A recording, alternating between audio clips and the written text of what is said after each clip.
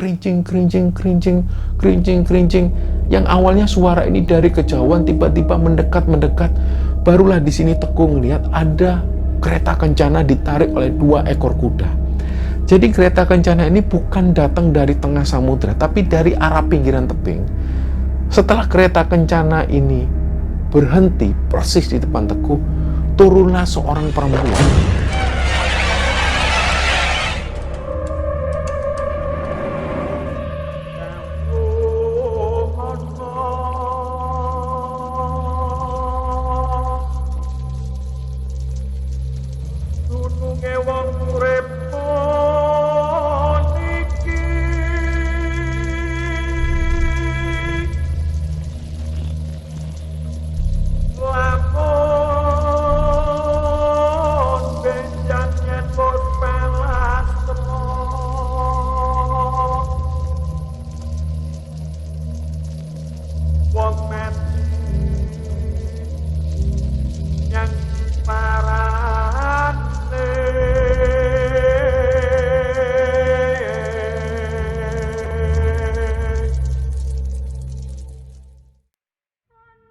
Bismillahirrahmanirrahim. Assalamualaikum warahmatullahi wabarakatuh.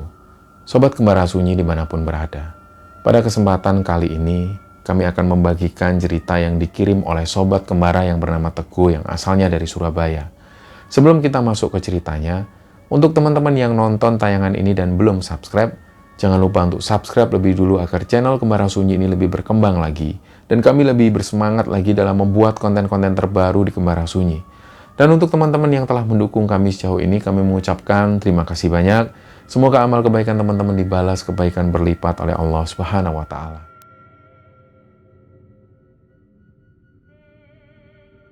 Dalam episode kali ini, teman-teman, kami akan menceritakan sebuah kisah yang dibagikan oleh Sobat Kembara yang bernama Teguh. Jadi Teguh ini asalnya dari Surabaya, Jawa Timur. Dia cerita tentang kejadian yang beberapa tahun yang lalu pernah dialami Teguh sendiri. Jadi awalnya Teguh ini adalah orang yang tidak terlalu percaya dengan hal-hal mistis.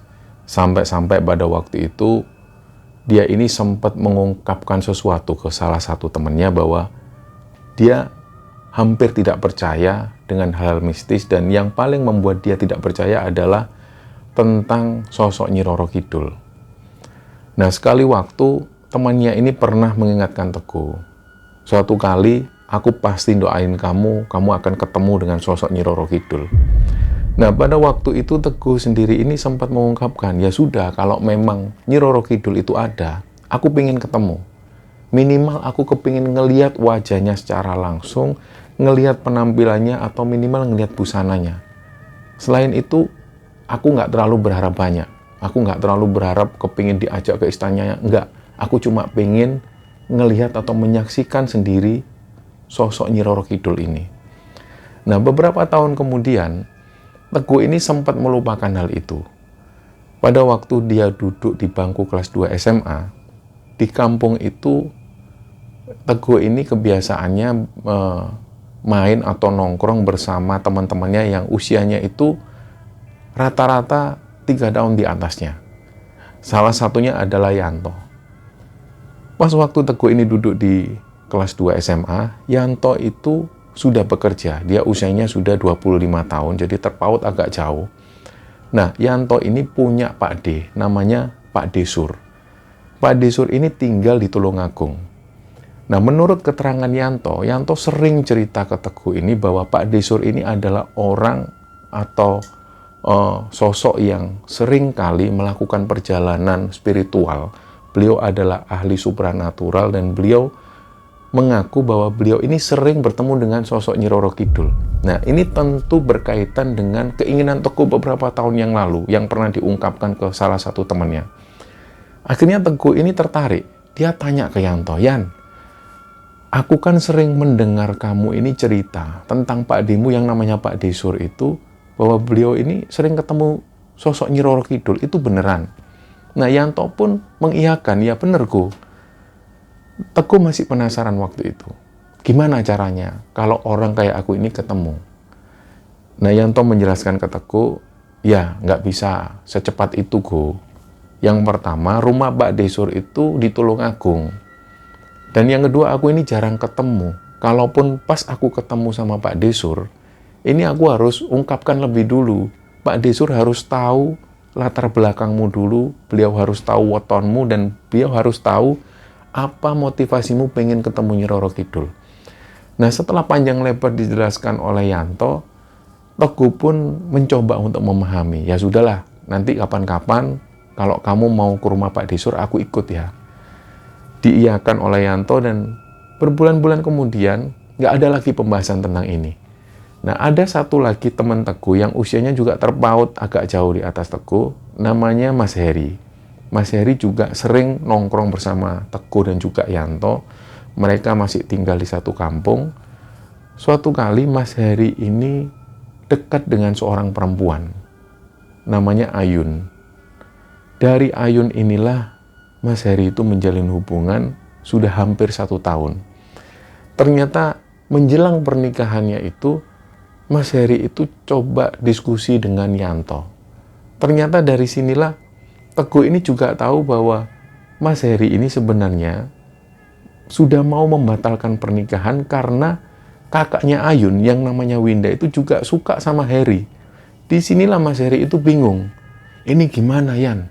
Kakak sama adiknya kok suka sama aku semua. Terus Yanto ini coba ngomong ke Heri, ya kamu harus pilih salah satu, kan kamu sudah jalan lama sama si Ayun. Kenapa kok akhir-akhir ini ketika kamu tahu Winda itu suka sama kamu, kok kamu jadi galau? Nah, Heri ini bilang, aku itu nggak bisa membayangkan kalau nantinya aku nikah sama Ayun, terus aku itu tinggal satu rumah, di situ juga ada Winda. Terus gimana? Winda sendiri ini juga mengaku suka sama aku. Jadi Winda sama Ayun ini bahkan sempat bertengkar, memperebutkan Heri ini. Nah, di tengah kepelikan itu, akhirnya Yanto juga melihat Heri ini kelihatannya benar-benar agak risau, karena pernikahan ini sudah dekat. Nah, Yanto bilang ke Heri, Her, kira-kira kamu kapan mau nyebarkan undangan? Gak lama lagi, kira-kira mungkin 1 bulan lagi aku mau nyebarin undangan. Nah, Yanto ngomong ke Heri, gini aja Her, kamu percaya nggak dengan yang namanya paranormal atau dukun? Nah, Heri ini sempat diam. Emangnya kita mau ke dukun? Bukan kita mau ke dukun, tapi kita coba diskusi. Siapa tahu jawaban beliau ini bisa kamu terima. Tapi kalaupun kamu nanti nggak mau menerima jawaban ini, ya nggak masalah. Kamu bisa ngikuti kata hatimu. Dari situ Heri ini setuju. Dengan ide yang disarankan oleh Yanto, Heri tanya lagi, terus kapan kita ke rumah paranormal itu? Yanto pun ngomong ke Heri, sebenarnya paranormal ini Pak Deku sendiri, Her. Namanya Pak Desur. Rumahnya ada di Tulungagung. Beliau itu kira-kira hampir 10 tahun terakhir ini dipercaya oleh orang-orang di sekitarnya itu mampu melihat sesuatu yang tidak bisa dilihat oleh orang lain. Dan terutama permasalahan-permasalahan yang kamu alami sekarang ini biasanya bisa ditebak oleh Pak Deku. Nah, dari situlah mereka sepakat berangkat. 2 hari kemudian mereka berangkat, dan sebelum Yanto dan Heri ini berangkat ke rumah Pak Desur, Yanto sempat ngomong ke Teguh, ini aku sama Heri mau berangkat ke Tulungagung ke rumah Pak Desur. Katanya kamu sempat penasaran sama Pak Desur. Kalau memang kamu mau, ayolah ikut sama kami. Nah, Teguh akhirnya tanpa pikir panjang, dia ikut. Jadi waktu itu Teguh ini seharusnya masih sekolah.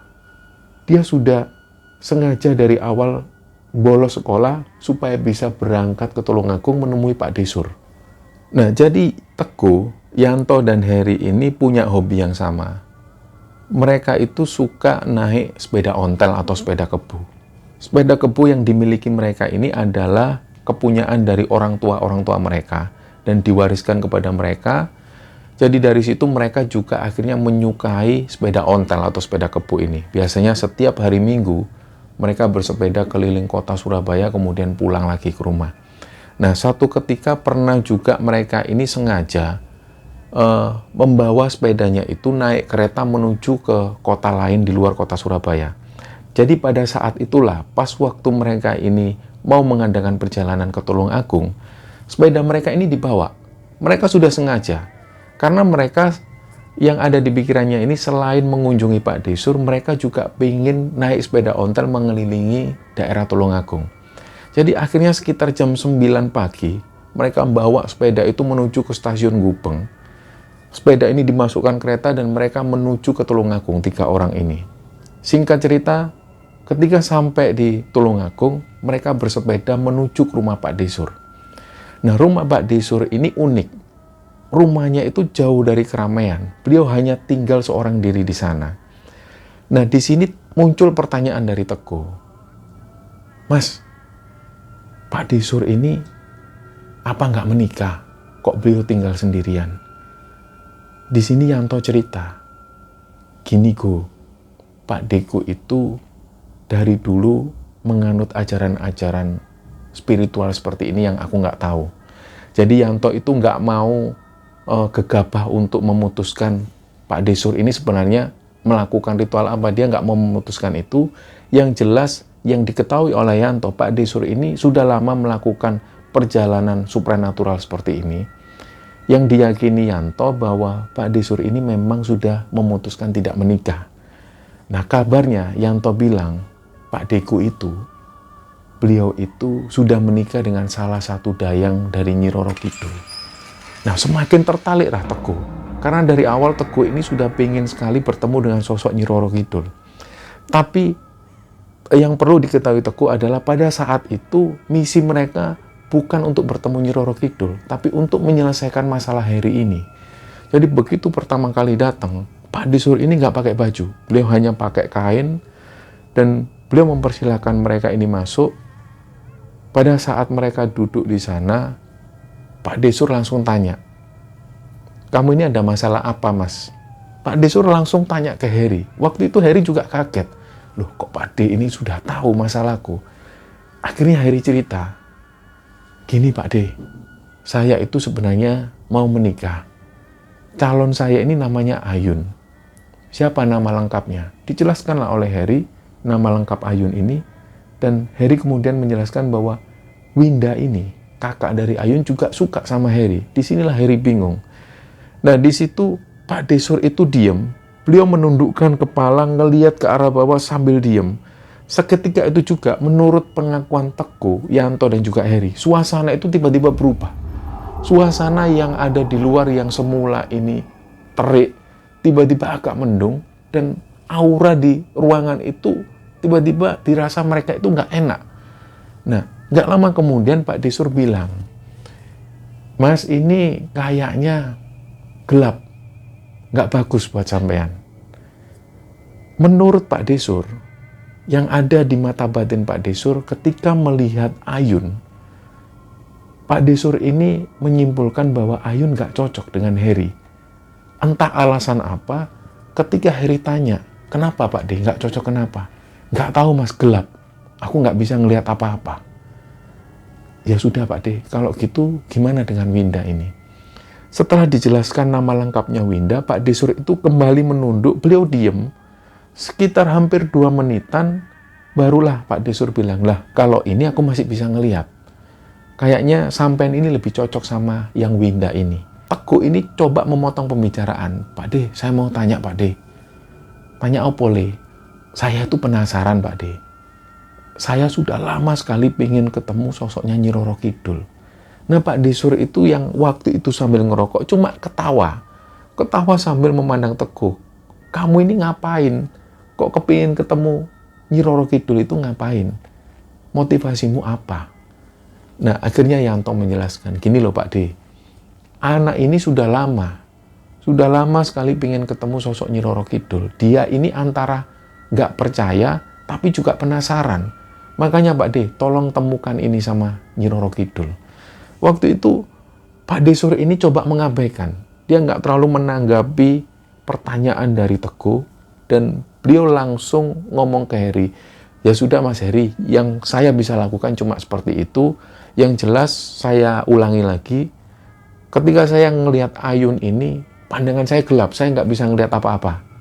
Kalau Winda ini masih cocok sama jenengan. Ini tapi nggak boleh dipercaya 100%. kembali hanya kepada Yang Maha Kuasa. Sampean punya Tuhan, sampean coba berdiskusi dengan Tuhan sampean. Udah sekarang kalau mau nginep di sini silakan, kalau mau pulang silakan. Saya masih ada urusan. Nah, setelah Pak Desur ngomong seperti itu, mereka ini saling ngelihat satu sama lain. Berhubung keesokan harinya, Harry ini harus kerja. Jadi Harry ngajak mereka pulang. Setelah mereka berpamitan, mereka naik sepeda lagi menuju ke stasiun dan langsung pulang menuju ke Surabaya. Sesampainya di Surabaya, Yanto ini nggak tanya lebih lanjut tentang permasalahan Harry. Apakah dia ini membatalkan pernikahannya, ataukah lebih memilih Winda, atau seperti apa, Yanto sendiri nggak tahu. Tiba-tiba 1 bulan kemudian, datanglah undangan dari Harry, yang waktu itu Yanto lihat betul bahwa Harry ini ternyata jadi menikah dengan Ayun. Nah, dari situ Yanto itu agak lega, tapi di satu sisi lain berarti Harry sudah memilih, dia sudah yakin sama Ayun. Menurut keterangan dari Pak Desur, Ayun ini pandangannya gelap dan tidak cocok dengan Harry. Tapi kalau ini adalah keputusan dari Harry, ya sudah, Yanto bisa apa? Nah, akhirnya singkat cerita menikahlah Harry ini. 1 tahun menikah itu akhirnya Ayun ini hamil. Nah, setelah anaknya ini lahir, kira-kira waktu itu anaknya sudah berusia 2 tahun. Dan Yanto ini sudah tahu bahwa rumah tangga Harry dan Ayun ini baik-baik saja, nggak pernah ada masalah sama sekali. Di situ Yanto ini sempat berpikir mungkin apa yang dilihat oleh Pak Desur ini salah. Bagaimanapun juga manusia ini tidak bisa melihat kepastian atau takdir Tuhan. Jadi Yanto mengabaikan hal itu, dan pada satu ketika di sisi lain Teguh ini juga sempat berpikir, ternyata Pak Desur ini bukanlah paranormal yang tangguh. Buktinya Harry rumah tangganya harmonis. Nah, tiba-tiba nggak ada angin, nggak ada hujan, Harry itu ke rumah Yanto. Posisi Harry waktu itu wajahnya datar. Dia bilang ke Yanto kalau pengen ngobrol. Ngobrol lah, Yanto waktu itu nyuruh Harry masuk ke kamarnya dan mereka ngobrol 4 mata. Nah, dalam obrolan ini tiba-tiba Harry itu menitikkan air mata dan tiba-tiba nangis sesenggukan, dan gak berselang lama tiba-tiba Harry ini nangis histeris. Dia seolah nggak bisa mengendalikan dirinya, sampai-sampai Yanto itu bingung. Her, kamu ini ngomong apa? Aku nggak denger. Kamu ngomong yang tenang. Coba kamu cerita ke aku. Nah, setelah Harry ini agak tenang, barulah Harry mulai bercerita. Ternyata Ayun itu sudah lari dengan laki-laki lain. Dia kecantol laki-laki lain dan dia nggak mau pulang ke rumah Harry. Jadi waktu itu pemandangan yang dilihat oleh Harry, anak Harry yang waktu itu masih bayi, masih belum 3 tahun, ini dibiarkan di atas tempat tidur, sedangkan Ayun ini nggak bisa dihubungi. Ketika Harry nyari ke rumah orang tuanya Ayun, dia nggak menemukan Ayun. Orang tuanya bahkan nggak tahu di mana Ayun ini. Jadi waktu itu ketika Harry menuju ke tempat kerjanya Ayun, barulah di sini Harry tahu bahwa Ayun ini ternyata sudah lama menjalin hubungan dengan salah satu teman kantornya. Dan akhirnya hal ini pun terbongkar ketika ada satu orang yang kasihan melihat Harry. Nah, satu orang ini adalah teman dari Ayun. Teman ini cewek, teman Ayun ini cewek, dan dia nggak tega melihat wajah Harry yang waktu itu sedih. Apalagi teman Ayun yang perempuan ini tahu bahwa anaknya Harry dan Ayun ini belum 3 tahun usianya, masih kecil sekali. Dia nggak tahan ngelihat kelakuan Ayun dan salah satu teman kantornya itu berselingkuh. Akhirnya disitulah dibongkar semua oleh temannya Ayun, dan dari situ Harry sadar bahwa ternyata Ayun ini bukan perempuan baik. Dia bukan istri yang baik. Nah, setelah ditunggu hampir sekitar 1 minggu, orang tua Harry, terutama ibunya Harry ini, mendatangi Harry, dan beliau itu mengungkapkan sesuatu ke Harry. Her, wes toh, kalau ada perempuan yang seperti ini, ndak usah terlalu diharapkan. Masih banyak perempuan lain yang baik, yang bisa ngerawat anakmu dan bisa ngerawat kamu. Anak seperti ini, perempuan seperti ini sudah sewajarnya kamu tinggal, sudah nggak usah kamu urusi. Secepatnya kamu ceraikan anak ini. Dia nggak pantas buat kamu. Nah, setelah dapat perintah dari ibunya itu, dia akhirnya membulatkan tekad untuk ngurus perceraian. Setelah lama sekali Yanto nggak ketemu dengan Harry, tiba-tiba Harry ini datang. Harry datang ke sana dan ngobrol sesuatu dengan Yanto. Harry mengungkapkan kalau kepingin ketemu dengan Pak Desur. Dia kepingin cerita-cerita, hanya sekedar cerita bahwa masa lalu yang pernah dibicarakan oleh Pak Desur ini ternyata terbukti. Di situ Heri ini pengen mengucapkan terima kasih, hanya sekedar ungkapan terima kasih dan pengen diskusi dengan Pak Desur. Nah, setelah dipilih hari yang cocok, akhirnya Yanto Heri mengajak Teguh. Diajaklah Teguh menuju ke rumah Pak Desur untuk yang kedua kalinya. Nah, selama di sana mereka menginap di rumah Pak Desur ini sekitar 3 harian. Mereka ngobrol-ngobrol dari mulai masalah negara sampai hal-hal yang berbau supranatural, dibicarakan semua di sana. Dan puncak-puncaknya waktu itu karena Teguh masih penasaran dengan sosok Nyi Roro Kidul. Bertanyalah lagi Teguh ini pada Pak Desur, "Pak De, saya ini masih pengen ketemu sosoknya Nyi Roro Kidul." Nah, waktu itu Pak Desur langsung bilang, "Ya wis, kamu 2 minggu lagi ikut aku ke Jember. Nanti kalau memang kamu beruntung, kamu bisa ketemu sosok Nyi Roro Kidul." Nah, senenglah Teguh waktu itu. "Kapan itu Pak De?" "Sudah, nanti tak kabari. Kamu berangkat, kita langsung ketemuan di Jember." Nah, hari yang dinanti-nanti ini ditunggu betul oleh Teguh. Akhirnya 2 minggu kemudian, Teguh ini ditemani oleh Yanto dan juga Heri menuju ke salah satu pantai yang ada di Jember. Ketika sampai di sana itu sekitar jam 5 sore, dan ternyata di sana sudah ada Pak Desur dan juga beberapa orang temannya. Semua orang sudah menunggu di sana, dan ketika Teguh ini datang, Teguh ditanya oleh Pak Desur, "Go, kowe iki sik Joko toh? Kamu ini masih perjaka kan?" "Ya masih toh Pak De, wong aku ini masih belum nikah, masih belum pacaran." "Ya wis, sekarang kamu mandi. Kamu diantarkan temanku ini, kamu mandi, kamu ikuti. Apa yang dikatakan temanku, kamu ikuti." Nah, Teguh ini masuk ke sebuah bilik. Di sana dia dimandikan dengan air kembang. Setelah dimandikan dengan air kembang, badan Teguh itu dirasa sangat hangat sekali. Yang awalnya waktu itu karena angin ini berembus, dia merasakan dingin. Tapi setelah dia dimandikan dengan air kembang, dia tuh merasa badannya agak hangat. Setelah itu dia hanya pakai sarung warna putih tanpa daleman. Dia menuju ke pinggiran pantai, dan waktu itu nggak tahu sekitar jam berapa, yang jelas hari ini sudah gelap. Suasana di pantai itu sepi, hanya tinggal Pak Desur dan teman-temannya, dan di situ juga ada Yanto dan juga Heri. Mereka menuju ke tepi pantai, dan waktu itu Pak Desur tanya lagi ke Teguh, "Go, kamu siap yo? Kamu tak kasih satu hal yang harus kamu ingat. Nanti kalau kamu melihat ada tanda-tanda keanehan, sesuatu yang belum pernah kamu lihat, kamu tenang, tapi kamu tetap fokus. Yang kedua, kalau misalnya nanti sosok Nyi Roro Kidul ini datang, atau siapapun itu, yang bisa jadi ini adalah dayang dari Nyi Roro Kidul, jangan sekali-sekali kamu lihat wajahnya, Yoli. Jangan sekali-sekali kamu memandang ke atas, cukup kamu ngelihat ke bawah.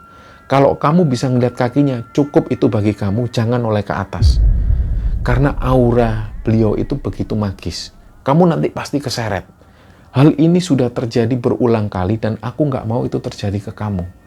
Nah, Teguh itu agak takut awalnya, dan setelah dijelaskan oleh Pak Desur dan beberapa temannya, Teguh akhirnya kembali lagi berani. Dimulailah ritual ini.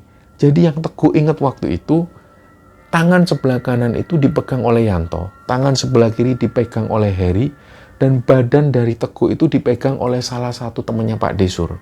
Sementara Pak Desur itu berdiri di tepian pantai, beliau melakukan sebuah ritual yang posisinya agak jauh dari Teguh. Jadi waktu itu Teguh ini disuruh duduk bersimpu. Nah, sementara air laut ini sudah menyentuh area bawah badan Teguh. Gak lama kemudian Teguh hanya disuruh diam dan konsentrasi. Nah, seketika itu juga suara deburan ombak ini tiba-tiba menghilang, menjauh, dan tiba-tiba nggak terdengar lagi. Pada saat yang bersamaan inilah Teguh ngelihat ada semacam angsa, tapi angsa ini aneh. Warnanya itu lebih ke arah warna merah muda. Dan angsa-angsa ini terlihat menyala dari kejauhan. Nah, begitu Teguh ngelihat angsa yang aneh ini, dia ingat apa yang diomongkan oleh Pak Desur. Ini adalah sesuatu yang aneh. Mana ada angsa berenang di tengah lautan semacam ini, dan angsa ini ukurannya besar dan juga menyala.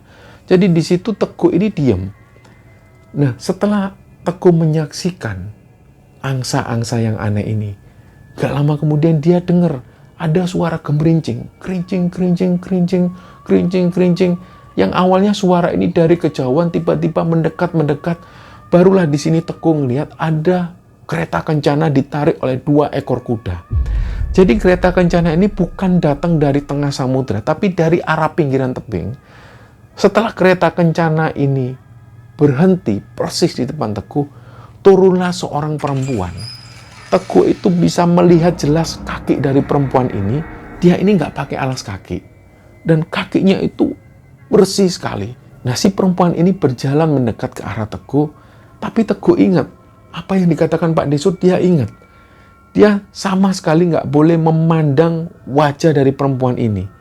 Teguh ini nggak tahu ini apakah benar sosok Nyi Roro Kidul ataukah dayang-dayangnya. Jadi Teguh hanya bisa ngelihat ke arah bawah. Dan nggak lama kemudian, sosok perempuan ini terlihat mengulurkan tangannya ke arah Teguh. Jadi Teguh bisa melihat dengan jelas tangan dari perempuan ini. Tangannya bersih sekali, berwarna kuning langsat. Tapi Teguh sendiri nggak bisa memegang tangan dari sosok perempuan ini. Karena masing-masing tangan dari Teguh ini dipegang oleh Heri dan Yanto. Jadi Teguh hanya bisa melihat ke bawah. Dan nggak lama setelah itu dia mencium aroma wewangian. Nah, setelah itu akhirnya sosok perempuan ini pun pergi. Dari situlah akhirnya Teguh bisa mendengar suara kereta kencana ini pergi menjauh. Jadi waktu itu menurut pengakuan Heri, setelah Teguh ngomong seperti itu dan setelah Teguh diseret ke tepian pantai, Teguh itu seperti orang linglung. Dia hanya noleh kanan kiri. Nah, dari situ juga akhirnya keesokan harinya Teguh langsung dibawa pulang ke Surabaya. Nah, menurut cerita dari Heri dan juga Yanto, pada saat Heri dan Yanto ini megang badan dari Teguh, mereka berdua itu nggak ngelihat apapun. Tapi mereka berdua bisa merasakan badannya Teguh itu seperti mau terbang. Jadi kayak ada yang benar-benar menyeret menuju ke lautan. Dari situlah Heri dan Yanto ini memegang dengan erat, apalagi instruksi dari Pak Desur, selalu beliau itu meneriakkan sesuatu. Ojo sampai ojol, cekelono, sing rapet, cekelono. Dari situlah Heri dan Yanto itu megang erat badan dari Teguh. Nah, Heri itu sering kali melihat Teguh itu badannya seperti diangkat oleh sesuatu, tapi nggak tahu ini apa yang ngangkat Teguh, ini apa. Heri dan Yanto nggak habis pikir. Yang terjadi dengan Teguh seperti itu, nggak masuk akal. Jadi setelah Teguh ini ada di rumah, sekitar 2 harian Teguh itu seperti orang linglung. Tapi menurut Pak Desur, sudah nggak apa-apa. Memang seperti itu reaksinya. Nanti 2 atau 3 hari dia sudah sadar lagi. Ternyata benar. Nggak lama kemudian setelah 2 hari itu, Teguh itu berhasil sadar lagi. Dia barulah menceritakan hal ini lagi ke Heri dan juga Yanto. Apa yang dilihat itu adalah sosok perempuan, tapi dia nggak bisa meyakini apakah ini benar-benar sosok Nyi Roro Kidul ataukah dayang-dayang dari Nyi Roro Kidul. Nah, dengan kejadian yang pernah dialami oleh Teguh itulah, akhirnya Teguh ini mulai percaya bahwa hal-hal semacam itu atau sosok dari Nyi Roro Kidul ini benar-benar ada. Pak Desur sendiri sempat bilang ke Teguh bahwa sosok yang menemuinya pada waktu itu bukanlah sosok Nyi Roro Kidul, melainkan salah satu dayang dari Nyi Roro Kidul. Yang waktu itu dayang ini dengan terang-terangan meminta Teguh untuk menikah dengannya dan dibawa ke alamnya. Tapi pada waktu itu Pak Desur ini tidak setuju. Nah, pada saat Pak Desur ini nggak setuju, sang dayang ini akhirnya mengundurkan diri. Beliau masuk lagi ke dalam kereta kencana kemudian pergi. Teguh mengakui bahwa pengalaman itu adalah pengalaman pertama dan dia berharap pengalaman itu adalah pengalaman yang terakhir dalam hidupnya. Nah, cerita inilah teman-teman yang dibagikan oleh Teguh kepada Kembara Sunyi, dan semoga kisah ini bisa diambil hikmah dan bisa diambil pelajaran oleh kita semua. Mohon maaf kalau ada salah-salah kata. Wassalamualaikum warahmatullahi wabarakatuh.